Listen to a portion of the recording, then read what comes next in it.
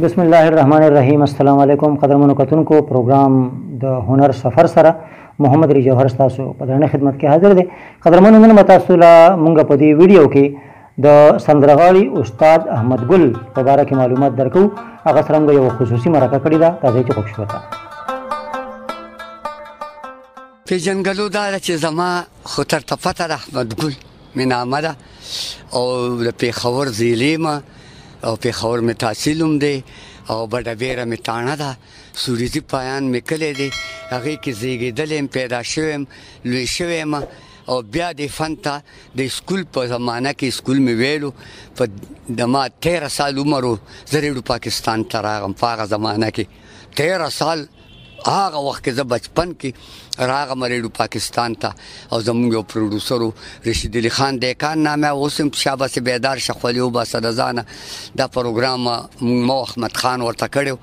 زه ریډیو پاکستان کې شوم. په دغه وخت کې لکه زه درته دا دروغ نه وایم چې په پاکستان کې ټول پاکستان کې صرف ټانګه او سایکل لارې موټرې نه وي په هغه زمانه کې. او ما به پروګرام کولو د ریډیو پاکستان نه. په هغه وخت کې لکه قائد اعظم صاحب به خولو. هغې نه بعد بیا ایوب خان بابا راغو. بیا سن پینټ کې مونږ ډېر کار کړی دی، ترانې مو ویلي، دغه مو ویلي. هغه زمانې نه زه شروع یم، دا زما پهچان دی، تر اوسه پورې لګی یم. دا راته لږ ووایه چې دې طرف ته راغلي څنګه وجه راغې څه وه؟ متاثره خو زما ترو زه د هغه نوم د هغه ګل خان نامه وه او یو قسم ګانې په هغه زمانه کې کوله او پلار به مې تبلغه ګوله.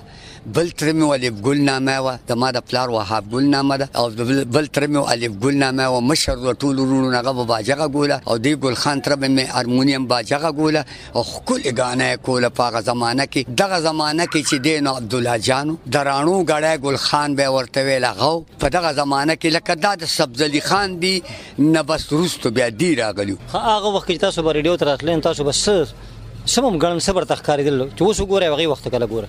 نو هغه وخت خو لکه دا به ووایو چې هغه وخت ډېر د خوشحالۍ دا و چې هغه وخت کې به ټپه، چاربیته، بدله، نیمکۍ، مصریزه، غزل په دومره نو په هغه زمانه کې. او به خو دا ساده غزل به روبایي به وه داسې لږه غوندې لکه دغه شیزونو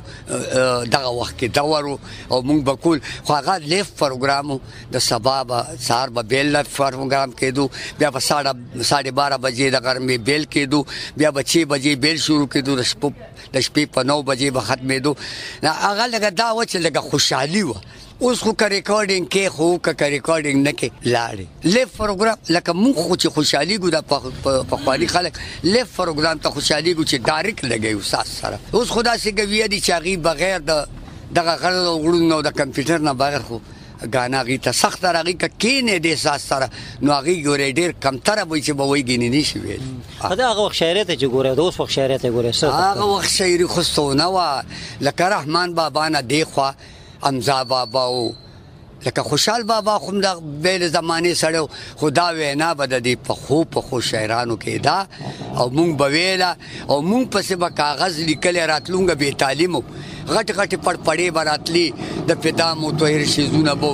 د نور محمد شیزونه به لکه دا ښه شاعران پخوا احمدین بابا لکه دغه شیزونه به مونږ ویل. چې مونږ حجرې ته ګورو حجره بالکل نشته که نه؟ هغه ټایم حجرې څومره پورې ابادې وې په دې حواله باندې؟ حجرې به دومره ابادې وې چې دا لا بړو لکه تاسو خو نامه اورېدلې مظفر د مونږ کلي ته راغلی او زما د تره د زوی کویدن و راغلی. دا ګورې د اورېدو خبره ده. کله چې مونږ مظفر ته ورووتو نو مظفر خو پوخ سړی و، کرکولې په سر و، د دې ګیټو پورې به پخوا د جیم کپړه به وه هغې کوټ اچولی و چې مونږ ورووتو مونږ ته وایي چې ای ماشومانو تاسو ما ته څه له راووتئ. چې کله هغه سره مونږ ودرېدو مونږ میله شروع کړو. مظفر مو داسې اخواته ګلاب شیر ولاړ دې خوا دې منځ کې درولې سړی مو ګډ وډ کړو. اواز یې کړو خلکو ته ویل و مخلوقه واورئ خبره خلغلي شو. میدان کې به پخوا میله سم کېدو خو خبرې به هم کېدې، ډېرې ښې خبرې به کېدې. جواب به هم غوښتو یو بل نه د دې خبرې جواب راکړه. د دې خبرې هغه جواب به چې چاله نه ورتلو خلکو به ورپورې خندل. ویل و خلکو دا خبره اورئ؟ ویل ما خو دې ته ویلې چې ماشومانو ولې راووتئ. خو دې دا مانه دا چاپېره څوک شو دوه تو شوې زه دانګ کم او خلکو برک والي که د هغه زما ملګري 12 کاله زحمت خان سره 12 کاله ملګري لکه زما خپل اواز بیل دی او د هغه اواز بیل دی خو چې کله دا ټپه کوم نو د هغه اواز به جوړېږي ولې چې هغه داسې اواز او زما هم دا اواز ډک دی که نه دغه زما اسټوریو دغه زما خبرې وینو کم ځای پورته تاسو تللي یې داسې علاقې هم کمې کتلي دي ملګرو سره ملاو شوي لکه په صوبه سرحد کې خو لکه اوس ورته پښتونخوا وایي خو مونږ خو زړه نامه باندې ډېره مخته یو په دې کې داسې ځای نه دی پاتې که کنده ده او که غر دی او که لرې دی او که تیرا دی او که تورخم دی او که سوات دی او که کابل دی که هر ځای دا ګوټ په ګوټ مونږ تللي یو باقي پاتې شه بار ملکونه دوبۍ ته تللی یم الین ته تللی یم رسول خیمې ته تللی یم شارجې ته تللی یم بیا قطر ته تللی یم دا علاقې مې ټولې لیدلي هم په دې ګانه باندې اوس چې تاسو چې تراسې مقر ته ملاو شئ او چې تراسې ځای ته لاړ شئ چې دلته حجره وي نو آیا حجره کې هغه مزه وي چې مخکې به څنګه وه نو که مزه نه وي خو موږ مزه جوړوو ولې چې موږ زاړه خلک یو موږ ته د هغې طریقه او د هغې هغه ډیکوریشن او د هغې هغه سچویشن موږ ته یاد دی نو موږ هغه رنګ جوړه کړو حجره خلک خوشحاله شي چې والله مړه دا خو څوک اوسني خلک خو یې نه جوړي خو دې خلکو نو خلک رانه خوشحاله شي احمد ګل صاحب په اخره کې دا راته لږ ووایه چې د اوسني چې کوم شاعران دي او یا کوم سندرغاړي دي څه ورته ویل غواړئ ستاسو په ذهن کې څه دي اوس خو زه دا ویم د نوي سندرغاړو ته او د شاعرانو ته چې د الله او رسول واسطه ومنئ راوړئ پل کې دی خو صحیح پل کې دی شاعري شروع کوي بنیادي چې کم د دې بنیاد دی او کم باندې خلک خوشحالي لکه نن شاعري دی لکه ځکه پکار ده چې نن تعلیم ډېر دی پوه خلک ډېر دي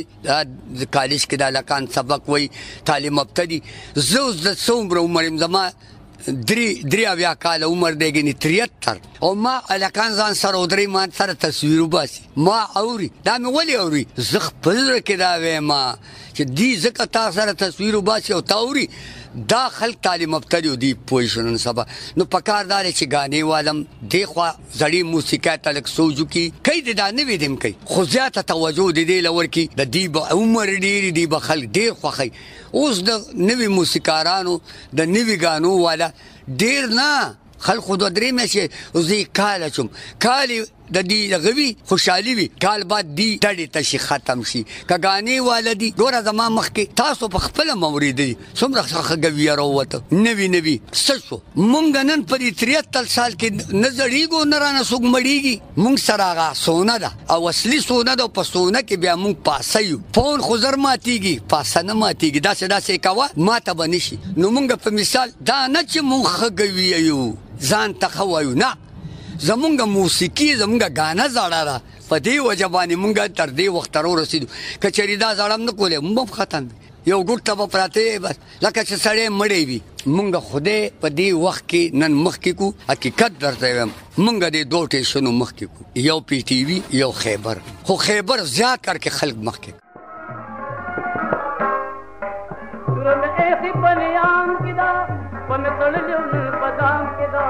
جب قرآن کے تعبیرین لیدو نو می در رب العالمین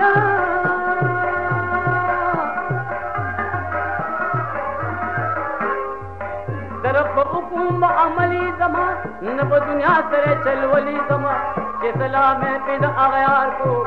زبردست دوست انتظار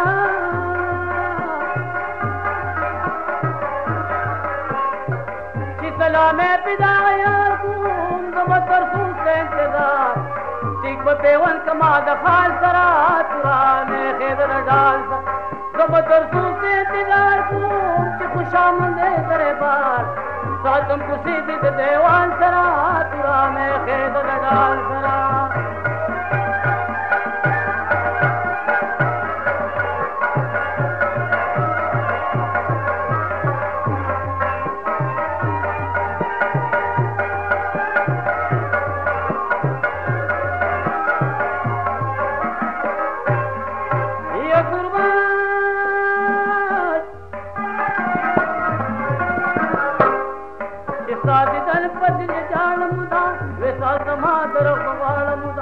کاری جنگل کپرو رادا اور دی پنجر کی دخارو